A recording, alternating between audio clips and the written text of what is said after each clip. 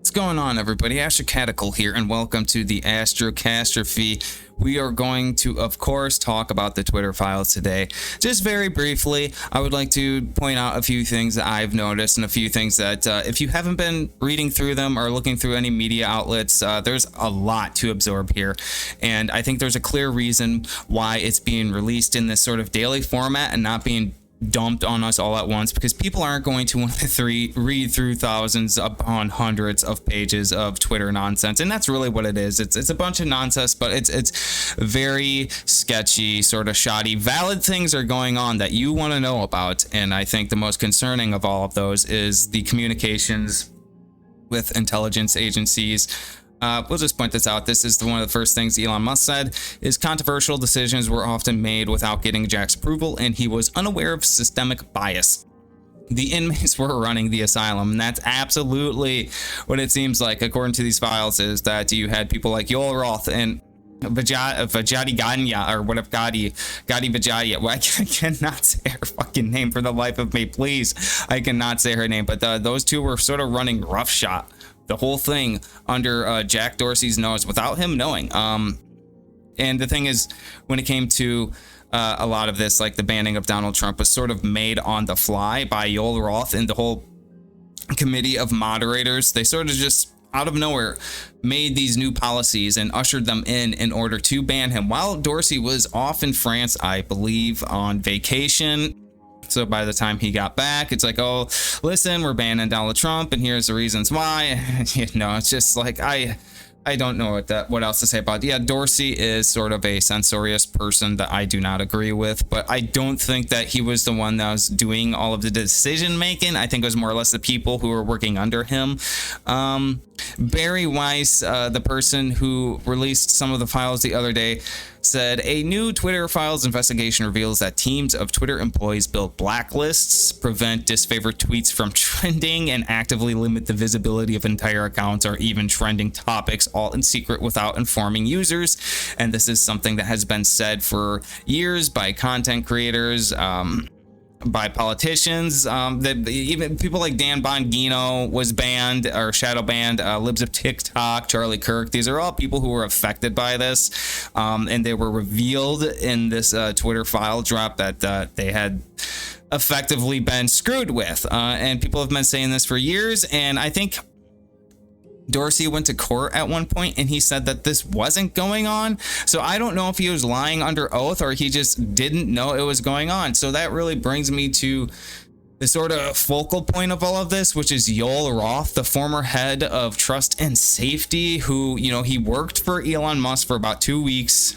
And then out of nowhere, he just up sticks and left the building. We didn't see him. And I don't know if we ever found out if he got fired or resigned, but it seemed like he knew where the bodies were buried. And after that, he vanished. And we haven't really heard anything from him since, but what the files have revealed is quite telling.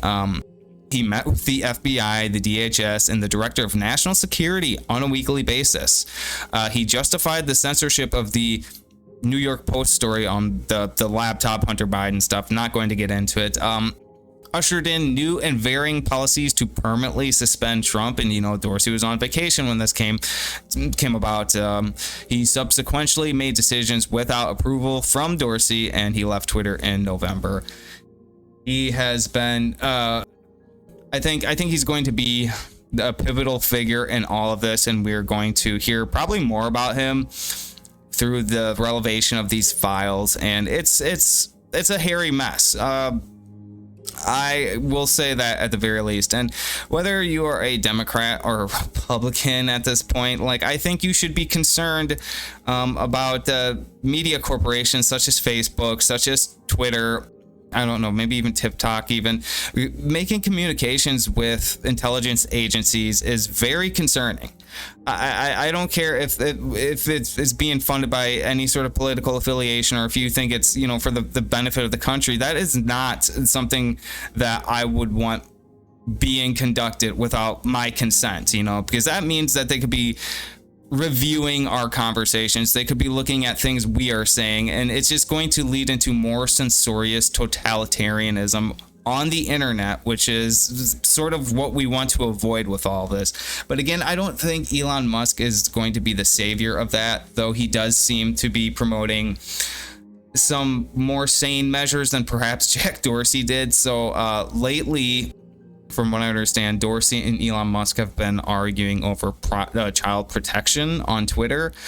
There was a sex trafficking victim who was basically plastered somewhere over the platform, and this was brought to the attention of the moderators such as Yoel Roth, you know, the head of trust and safety, and Jack Dorsey, and nothing was done about it. And so, you know, Elon Musk and Dorsey appear to be friends, but it seems that there was some things going on between them that wasn't necessarily sorted out, and now we're hearing about it through social media. It's a lot of stuff here to keep in touch with. Yeah, it's pretty crazy.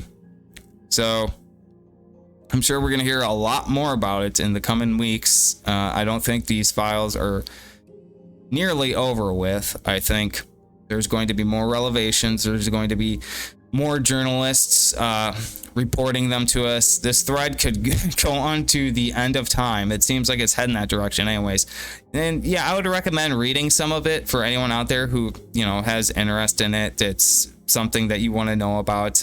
Just the unfair treatment, the political bias towards the Democratic Party. 98 or 92% of the donations from Twitter have gone to the DNC. So I mean, if you don't think that it's politically geared in a certain direction, think again. These files absolutely reveal that.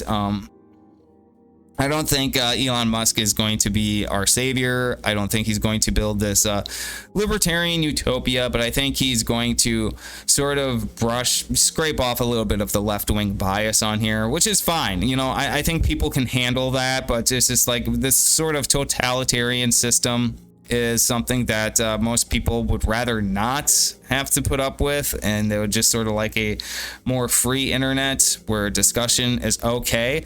I certainly would like that. That does not mean I want to go around espousing anything hateful or wrong or conspiratorial, but these files are revealing things that have gone on, is coming directly from the horse's mouth, and I don't think there's anything else you can say about it at this point. Anyways, I'm Astrocastrophe, and this is the Astrocastrophe. Keep in mind, I do read the comments. I predominantly stay on BitChute because that just seems like the most relevant platform for me at the moment.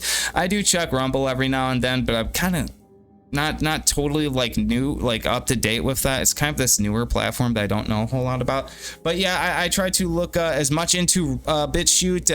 YouTube is something that I kind of just look at every now and then. It's not really it's overbloated in content, so it's hard to get around there. But BitChute and Twitter are the #1 places that I am at the most. If you ever want to comment or suggest anything to me, I will be on those, and I will see you next time.